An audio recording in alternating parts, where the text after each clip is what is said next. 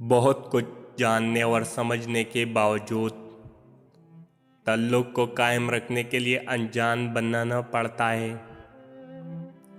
लोगों से ऐसा मेल जोल रखो कि जब तुम मर जाओ तो तुम पर रोए और अगर जियो तो तुम्हारी तरफ माइल रहे। उम्मीद जब टूटते हैं तो बंदा के दिल में दूसरों के बारे में दुश्मनी आती है, बदगुमानी आती है और बंदा कता तल्लुकी करके बिठाता है।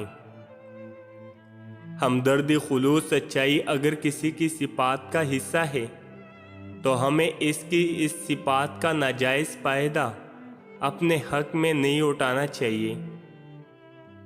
वक्त ऐसा मरहम है जो बड़े से बड़ा ज़ख्म भी भर देता है, पर कुछ ज़ख्म ऐसे होते हैं जो मरहम के बाद भरते हैं। इंसान जब ये मान ले कि वो गलत था तब वो सही होने लग जाता है। बेवजह उदासी का बड़ा सबब हद से ज़्यादा तन्हाई और पराहत है।